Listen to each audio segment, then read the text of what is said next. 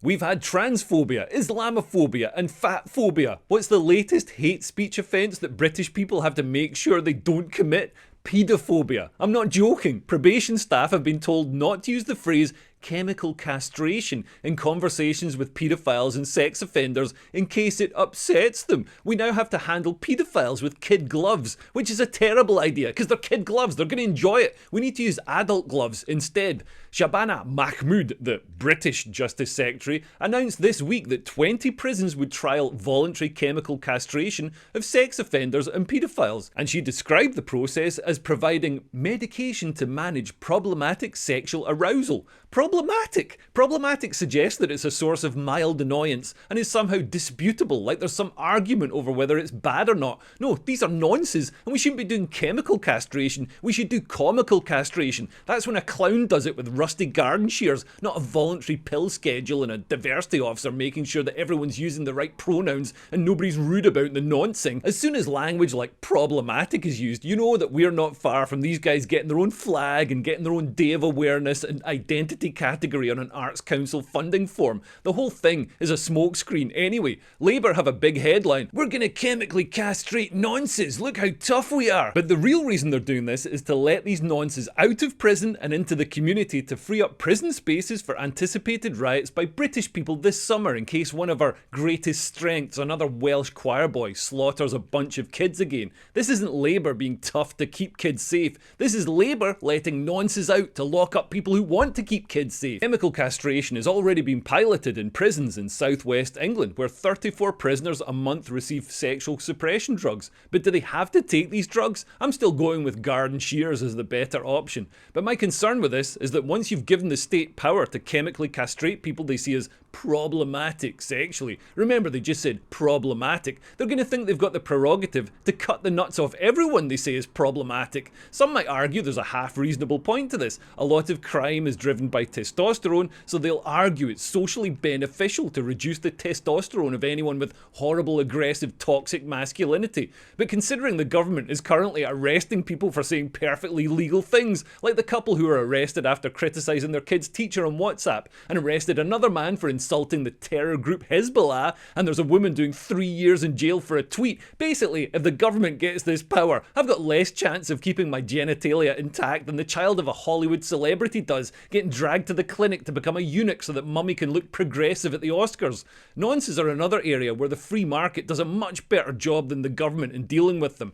Facebook nonce hunters track down genuine nonces by pretending to be kids online, and then when the nonces arrange to meet them, almost always in an Asda car park for some reason with a carrier bag full of Alka-Pops, instead of meeting kids, they meet some angry blokes who've been pretending to be kids and then interrogate them and get to hear all their excuses. You just wanted to get in the bath with her. That was a mistake, a general mistake. I raised my hands up, I said that, I'm sorry, and I apologise. If I wasn't going to meet him. You're here to meet What are you here for then? I was only meeting her for a friendly way. But the fact is you're still meeting a child. Meet a child. Yeah, and I apologise for that. Well, there's no point apologising. You've dropped yourself right in it. Do you Yeah, know what I I've mean? dropped myself right in it. I wished I didn't come now. Well, I wish you never ever spoke to him in the first place. You would have never met us lot. But I'm not. Welcome to your taxi. Hmm? Welcome to your taxi. Yeah, thanks. You're welcome.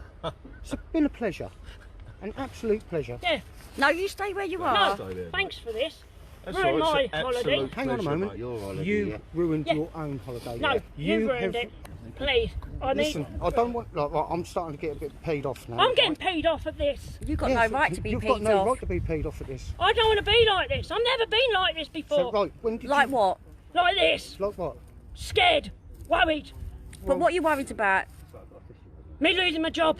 It's the low-budget UK version of an American classic, Chris Hansen's To Catch a Predator, where he'd have hidden cameras and child-sized adults as bait for unsuspecting nonces, who would also turn up with a carrier bag of Alka-Pops, the universal international accoutrement of the nonce. I got some wine coolers. And then they'd sit and be filmed and be remarkably candid, and then leave clearly thinking that they got away with it, and then be jumped on by burly cops in the driveway like Derek Chauvin jumping on George Floyd.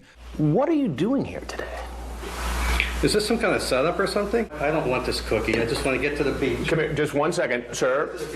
But generic white male won't be going to the beach today. As he heads out the back, he stumbles off the porch right into the arms of the Fort Myers Police Department. Why was it always a surprise? Why did they never know that the cops are waiting outside? Do nonces not watch the one TV show dedicated to nonces? Surely in the nonce community, clips of this show would get shared. Oh man, I wasn't doing anything. Get his keys. But getting back to our left-wing government, Labour have a long history of being involved with dodgy nonce movements, and I'm not just talking about the BBC or grooming gangs. In the 1970s, Labour bigwigs were involved with the Paedophile Information Exchange, a group that campaigned for the legalisation of sex with children as young as 4. Labour MPs Patricia Hewitt, Jack Dromey and Harriet Harman ran the National Campaign for Civil Liberties, the NCCL, for a decade, during which time, according to the Daily Mail, the organisation made a submission to Parliament arguing for the lowering of the age of consent potentially to as young as 10 and for incest to be legalised. Man, it's like they were already planning the mass influx of medieval tribesmen who marry their cousins. Although this was Britain in the 1970s, maybe they were sponsored by Top of the Pops. The NCCL argued that childhood sexual experiences willingly engaged in with an adult result in no identifiable damage, which I'm sure will be a huge relief to the grooming gang victim who ended up in the kebab meat. Patricia Hewitt issued an apology in 2014 stating, "I got it wrong on Pi, and I apologise for having done so. I should have urged the Executive Committee to take stronger measures to oppose Pi's application for affiliate status." Oh, do you think so, Patricia? And the modern left who insist on seeing criminals as victims are coming up with new organisations to normalise noncing. Lefty activists argue that paedophilia is a mental disorder, not a moral failing, and people with these attractions should receive support to stop them acting on them, and not hatred. Stigmatising them could increase the risk of offending due to isolation or lack of help. The line between empathy and enabling quickly blurs. The Prostasia Foundation claims to protect children, but seems to spend all its time protecting nonces. They've rebranded nonces as minor attracted persons or MAPs, when the only branding they really need is with hot irons. The term MAP or MAP is a rebrand straight from the Predator PR playbook. Soften the language, blur the lines, and call anyone who objects a bigot. In an interview with the Prostasia Foundation, Walker said the term minor attracted people, or MAPs, should be used to describe people who are attracted to children. It's less stigmatizing than other terms like pedophile. A lot of people, when they hear the term pedophile, they automatically assume that it means a sex offender. And that isn't true, and it leads to a lot of misconceptions about attractions toward minors. They claim that the mission is prevention, but they do insane stuff like promote child sex dolls. They say these dolls provide a harmless outlet for nonces without harming real children, but I think it's just lowering the barrier to entry. Serial killers usually start with dolls or animals. It lets nonces try it out before they escalate. Horrifically, one mother was shocked to discover that images of her daughter were used to create one of the dolls. Maybe these robot sex dolls would be a good idea if there was a tiny wood chipper in the orifice that gradually dragged the pervert in. Prostasia have also opposed laws to protect children and create cosy online clubs where paedophiles, MAPs, can swap coping strategies. All this is wrapped up in the language of mental health, making the nonces the victims, but the goal is clear: make society more tolerant of the intolerable. We're a long way down the slippery slope, and Prostasia parasitically leeches off real civil rights causes. They hijack LGBTQ+ language and talk about marginalised identities, as if paedophilia is something brave to come out about.